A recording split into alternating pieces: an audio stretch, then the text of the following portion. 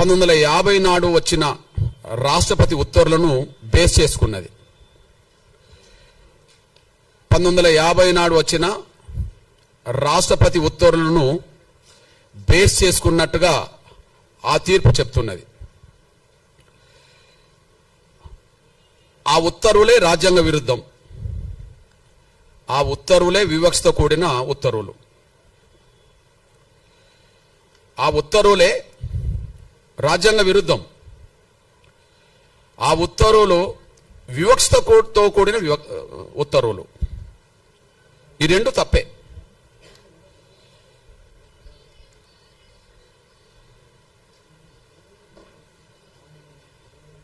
Please, నేను ముందు గుర్తు చేస్తున్నది ఏంటంటే, దళితులు క్రైస్తవులకు మారితే రద్దు కావాల్సింది ఎస్సీ హోదా కాదు. ఈ పార్లమెంటుకు చిత్తశుద్ధి ఉంటే, న్యాయ వ్యవస్థకు చిత్తశుద్ధి ఉంటే, లేదా ఉత్తర్వులు ఇచ్చే రాష్ట్రపతులకు చిత్తశుద్ధి ఉంటే రద్దు చేయాల్సింది కుల వ్యవస్థనే. కుల వ్యవస్థను రద్దు చేయండి. రద్దు కావాల్సింది ఎస్సీ హోదా కాదు. ఈ దేశంలో రద్దు కావాల్సింది కుల వ్యవస్థ. కుల వ్యవస్థను రద్దు చేసే చర్యలు తీసుకోండి, మేము స్వాగతిస్తాం, సమర్థిస్తాం. కుల వ్యవస్థను రద్దు చేసే చర్యలు ఎవరు తీసుకున్నా, ఏ పార్టీ, ఏ సంఘం, ఏ సంస్థ తీసుకున్నా వాళ్ళతో కలిసి పనిచేస్తాం, వాళ్ళకి అండగా నిలబడతాం.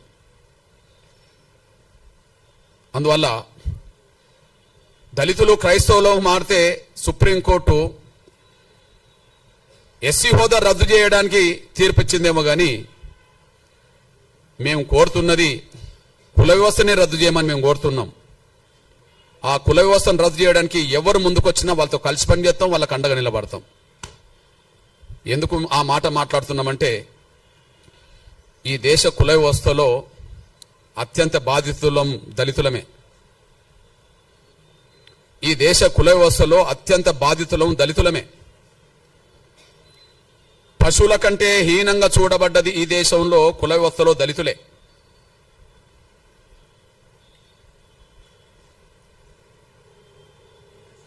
ఈ దేశంలో ఉండబడే ఇతర వర్గాల పౌరులకు ఉండబడే హక్కులు, స్వేచ్ఛ లేనిది దళితులకే.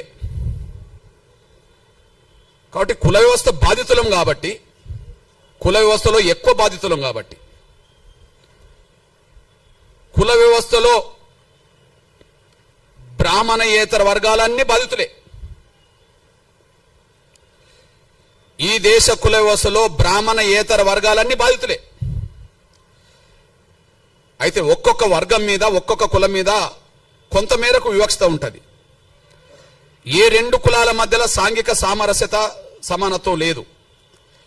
కానీ అన్ని కులాల మీద ఆధిపత్యం, గౌరవం పొందుతున్నది బ్రాహ్మణ వ్యవస్థ. ఈ బ్రాహ్మణ వ్యవస్థలో అత్యంత పీడిత వర్గం ఎవరు? అత్యంత వివక్షత గురవుతున్నది ఎవరు? అత్యంత బాధితులు ఎవరు? పశువుల కంటే హీనంగా ఈ దేశంలో ఏ వ్యవస్థలో చూడబడ్డం దళితులు, కుల వ్యవస్థల వాళ్ళు. అంటే ఈ దేశ కుల వ్యవస్థలో అత్యంత బాధితులం దళితులం గనక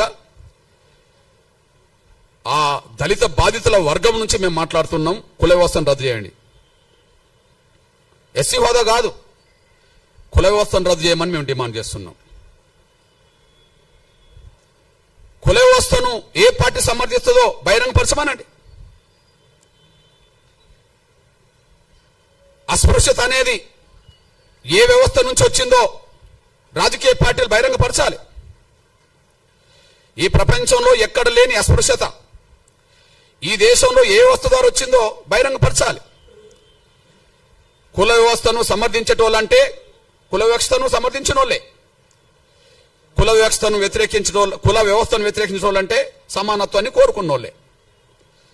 సమానత్వాన్ని ఈ దేశంలో కోరుకునేటోళ్ళు కుల వ్యవస్థ రద్దు కోరుకుంటారు. అసమానతలు ఉండాలని కోరుకునేటోళ్ళు కులాన్ని కోరుకుంటారు, ఉండాలని కోరుకుంటారు. ఈ ఉండాలని కోరుకున్న వాళ్ళు ఎవరో బహిరంగంగా రావాలి. కుల వ్యవస్థ రద్దు కోరుకునేటోళ్ళు ఎవరో బహిరంగ రావాలి. అది సంస్థలైనా వ్యక్తులైనా రాజకీయ పార్టీలైనా ఎవరైనా ఈ విషయంలో బహిరంగ రావాలని డిమాండ్ చేస్తున్నా. నేను ఇంత మాట మాట్లాడడానికి కారణం ఏంటంటే, ఏ తీర్పు అయితే సుప్రీంకోర్టు ద్వారా వచ్చిందో, ఒకనాడు సుప్రీంకోర్టుకు చీఫ్ జస్టిస్